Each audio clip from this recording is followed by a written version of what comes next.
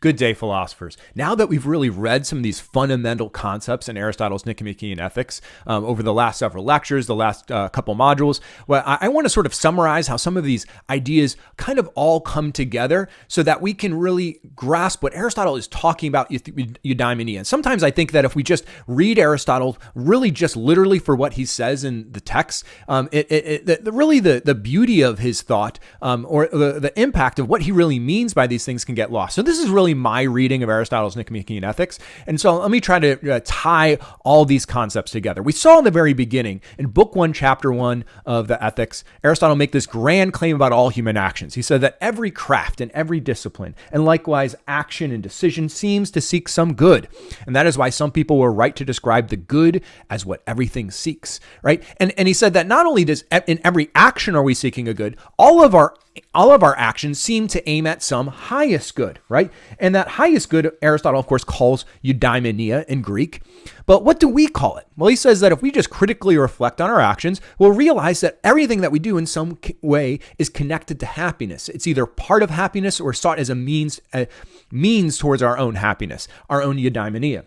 So that's what we really need to explore here. He says, well, what the heck is happiness? He says, well, as far as the name go, at least in the name, people agree, right? For both the many and the cultivated call it happiness. And they suppose that living well and doing well are the same as being happy. Just about everyone would agree that our highest aim in our life is happiness. But about what happiness is, they disagree. And the many do not give the same answer as the wise. So as soon as we realize, yeah, everyone wants to be happy, we have to face a reality that actually we don't all agree about what happiness would be, right? That all of us are completely different and unique in who we are. And therefore it seems like happiness itself would be completely different and unique for every single person. Is there any real fruit to be expected on a philosophical analysis of happiness? We can agree, maybe we can come up with some philosophical boundaries for the rules that we live by, like, oh, you should do this, but not do this. But in terms of what kind of life is going to make us happy, and Aristotle, an old dead white Greek guy, actually have something to say that'll help us understand even our own happiness today and the uniqueness of our lives? And Aristotle would think yes. He's going to fundamentally think that there is a kind of fundamental form of happiness that exists for all people. Now, don't read this form in quite the same way as Plato's forms, but it's connected though. I mean, there's a kind of shape, there's a kind of commonality, there's some essential elements that will have to be present for in the life of any particular individual for us to really understand it and for us to experience it as a happy life. And that commonality that he thinks is really connecting happiness to our virtues, right? He says that eudaimonia is this complete life lived out, living the highest virtues. Now, of course, that leads us to think about what virtue is, right? And that doesn't necessarily sound all that happy, being a virtuous person. Why is that happy, right? Well, hopefully some of the things that we've been saying over the last several lectures have brought that out, but we'll explore this idea some more. If also, though, by thinking about eudaimonia is connected to the virtues, we can also start to see how there can be a common form to eudaimonia, and yet it could be lived out differently for each person. Because really, that's what's true for all of the moral virtues, all of the virtues of character. Let's just think of a fundamental thing that Aristotle had said about virtues of character. He said, well, what's true about any virtue? He says, well, virtue is always some kind of mean, a mean relative to us. So what does he mean by mean relative to us? Well, first of all, that virtue is a mean between two extremes. There was like a vice on one side, a vice on another, and a virtue is some kind of in between. So if, for instance, we thought about generosity, right? Generosity is a virtue where you give you give to someone, you give to benefit others, right? And you can think of the two vices, someone who's stingy, who just doesn't give enough, and someone who's lavish, or someone who's wasteful, who just gives way too much. And in either case, you're actually hurting the people you're giving something to instead of helping them. Giving too much can actually hurt, right? And we talked about that in another lecture. But there was something deeper to even understand about the nature of say the virtue of generosity or any of the moral virtues. That is not just about how much, it's about responding to all the particulars, right? So generosity isn't just giving the right amount, but it's giving the right amount at the right time to the right people in exactly the right way, based on who you are, based on relative to us. So there's a kind of relativity built in, a subjectivity that's built into that virtue, that there is a way of acting virtuously, but we have to discover it and how we can actually be virtuous within ourselves. That's as we said when we studied virtue last module, with that we need role models. We need to see how people are virtuous, and so that we can imitate them in our own lives. Just like a guitar player learns to be a great guitar player by imitating other guitar players, a basketball player learns to be a great basketball player by imitating other basketball players. A virtuous person learns how to be virtuous by imitating other virtuous people, sees how they can live that out within themselves, finding exactly the right way to respond to particulars. And so in that same sense, there can be a kind of commonality, that there's a common form for what happiness would be to all people, but yet we need to figure out how to live that out within who we are, within where we live, within the community that we're in, based within our talents and our interests, and what we need to cultivate within ourselves, so that relative to me, I can live a happy life. And so there can be differences, yet there is a common form. All right, so one of the things that we saw just in this lecture in thinking about happiness is it was a kind of leisure, right? And I wanted to make a distinction here. I wanted to clarify the distinction between work and leisure, right? So if happiness is a kind of leisure, well, everyone sort of likes to live a leisurely life where they get to kind of just hang out, right? But what is really leisure? In some ways, we understand it. Leisure is almost the opposite of work, right? And what is work? Work is a process. I don't know how many people have jobs right now while you're in school, if you are in school, right? But most of the time, why do you have those jobs? Probably not because they're a wonderful, great time. You just love going to that job every single day. No, you do it as a means to an end, right? You don't do it for its own sake, but you do it for the sake of some further end. We would call it a kind of instrumental end. Work is an instrumental end in that we do it because we have to. It satisfies some kind of necessities of our life itself. It's a prerequisite for us to just continue to survive sometimes. But when Aristotle talks about leisure, right?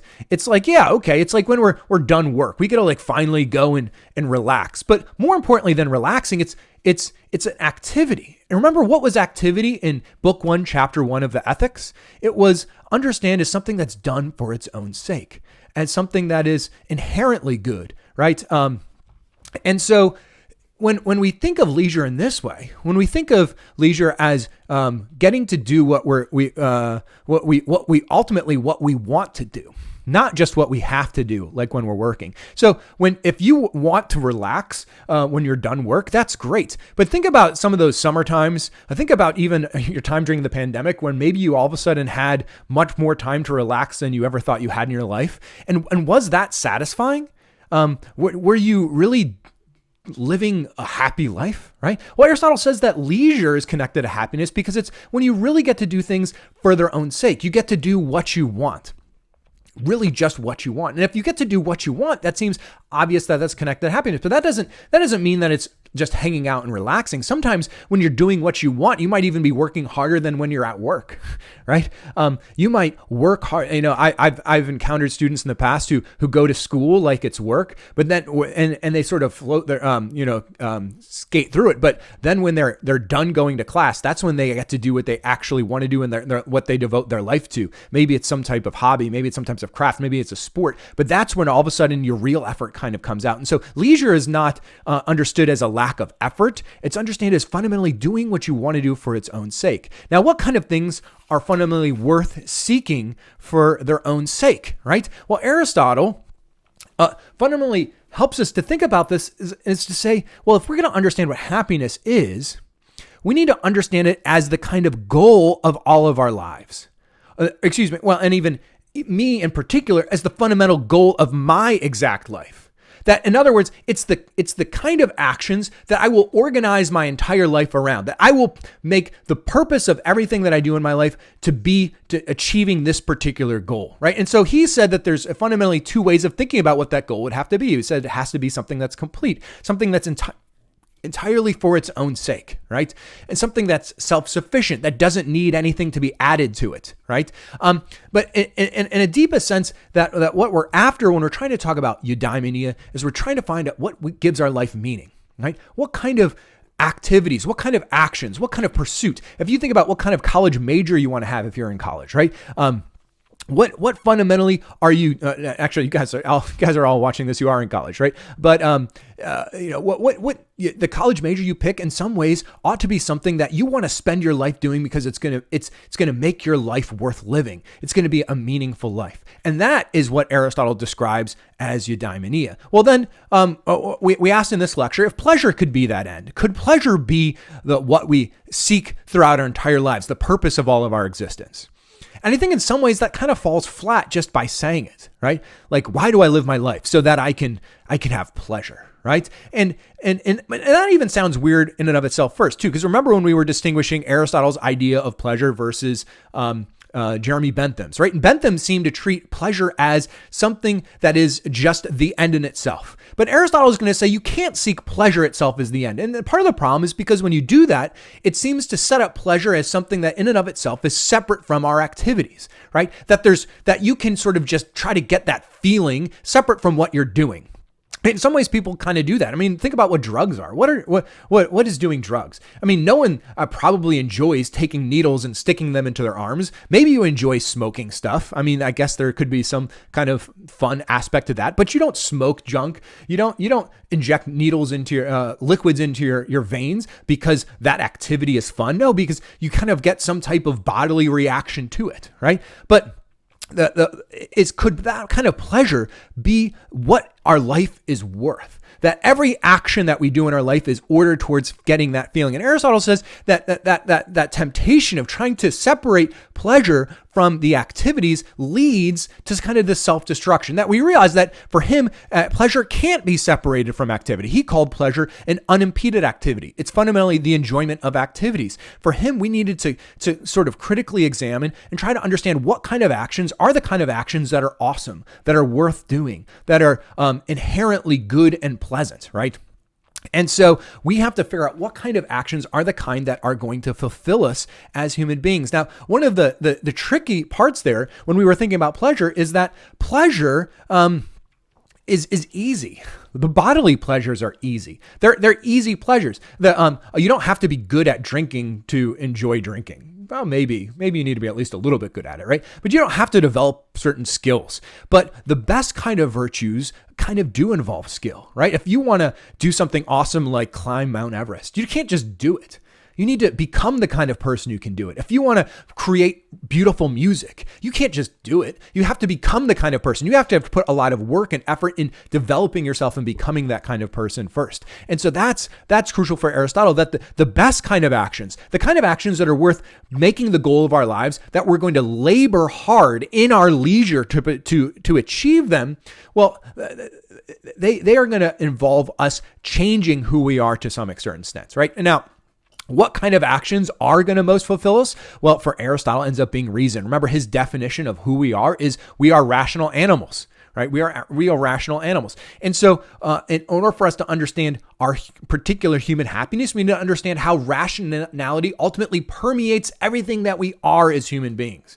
That there's no aspect of ourselves that is untouched by our rationality. And sometimes, again, rationality can sound so lame. You just be like, oh, I'm sitting here thinking. And if that's all you see that rationality is, then you're missing Aristotle's point completely, right? So firstly, rationality completely changes the things that are part of our animal nature, right? So we are animals, according to Aristotle, and he's going to say that there's so many activities that we have that are common to other living things, but they are elevated and transformed by our rationality. Like what? Well, like certainly our bodily pleasures. And we kind of talked about this before, but we eat, but we don't eat the way other animals eat, right? We cook beautiful meals. We eat them with our friends. We'll spend lots of money to eat in fancy restaurants sometimes. Well, there's a routine. There's a kind of a beauty to it and how we can eat, right? And so we don't just eat for sustenance. We don't just stuff our faces.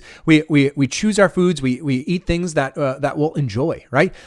the way that we feel, the way that we express emotion completely is changed by our rationality. We don't just have animalistic reactions to things that occur, right? But what causes us to feel and what causes us to have emotion changes in who we are as human beings, in our relations to others, but also the ways that we express them through our reason, right? And ultimately the way that we live in community, like we live with other things all the time. And I want to explore this just a little bit too, because when we look in particular about how we live in community, we see actually Aristotle addressing that kind of reason that we called practical reason, right? And what was practical reason? Practical reason was the kind of reason where the goal was to be successful in action. That we try to understand how we can achieve certain kinds of goals.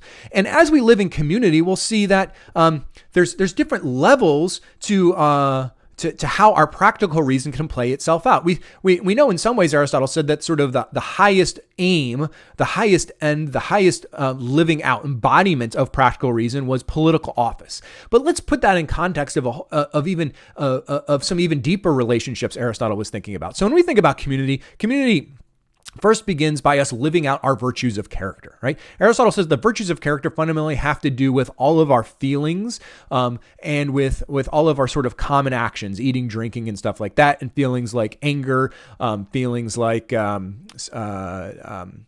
fear, and things like that. And so to live out a virtuous character, to develop virtues of generosity and wittiness and temperance and all these things are part of you learning to enjoy the actions that are good for you and sort of beautiful for us as humans. And so that's good. That kind of serves your own kind of good in some ways. I mean, it does help others as well too, but you cultivate them sort of that you can be the kind of person who fundamentally enjoys some of those good things. But then Aristotle deepens that further. He says, and we now need to take all of those virtues that we've cultivated within ourselves, and we need to direct them outside of ourselves. And so there's actually two types of justice. There's sort of general justice and particular justice in Aristotle. But general justice is taking all of those human virtues, and directing them out of ourselves towards the good of others, saying, I'm going to be a courageous person, but a courageous person for others. I'm going to be obviously a generous person for others. I'm going to be a witty person for others. And so justice, in terms of being a just man, sort of how Plato liked to use the word justice, is this taking of all those virtues that we developed and directing them out. But that is actually not the highest expression of us living in community for Aristotle, right? So we learned about virtue, we learned about justice in book 5, but then he takes that even deeper. In books 8 and 9 of the Ethics, Aristotle talks about friendship.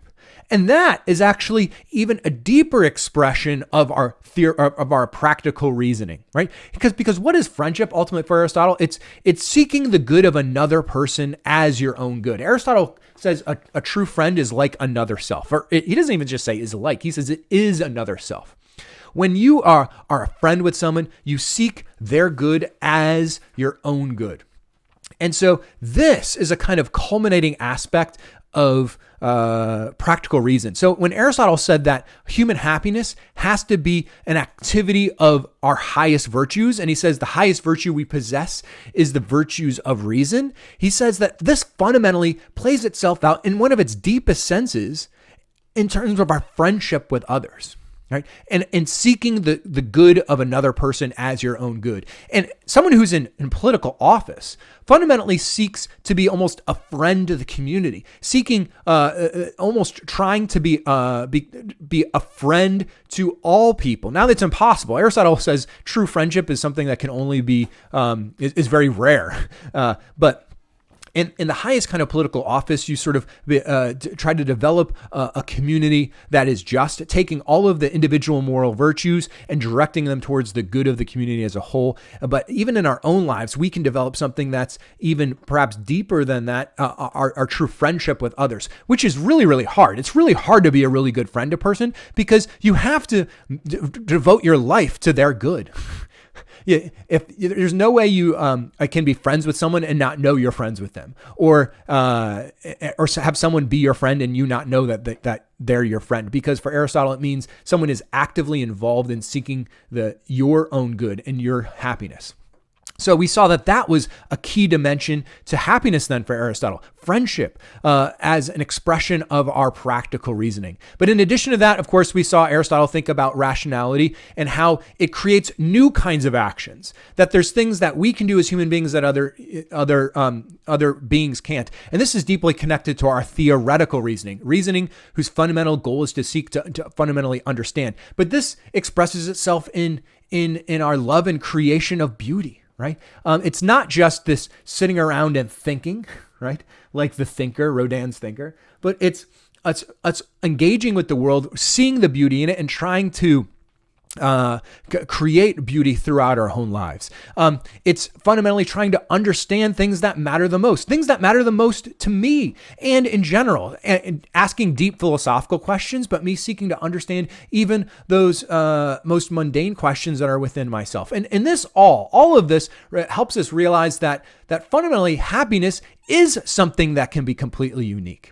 Then Aristotle says that it's this activity of our highest virtues. He's going to say that highest virtue is reason, but we will embody that and live that out completely uniquely in our lives within the context of our own family and our own friends, where we pursue the good of another person as our own good, as a high expression of our practical reasoning. In the same way, we enjoy what we enjoy. We look to create and love beautiful things, and that is something that is a deep manifestation of our contemplative nature, of our theoretical reasoning. Now, even then, all of that needs to be in reflection of what actually is good. Right? It's not entirely up to us what is beautiful, but we, within our own lives, will try to discover it and try to create it and live it out. And the same thing, it's not up to us what is good, right? But it's up to us to live out what is good within our own lives. And so there's that dimension that Aristotle thinks is the common form, and yet the openness to variation, the openness to our individuality, and that we all need to be obedient to reason, but in our obedience to reason, figure out how we can live out within our own friendships, within our own families, with our own desires, within our own talents, exactly how we can create what's beautiful and how we can create a community of that is just, that is a friend to itself, seeking each other's good. I hope that this in some ways helps tie some of these crucial ideas here in Aristotle together. Hope I was successful. Next module, we're actually going to spend some time contrasting Aristotle's main ethical ideas with some more modern ethical thinkers like Kant and Mill, and perhaps some others as well. So I hope you have a beautiful rest of your week, and I will see you pretty soon. Adios.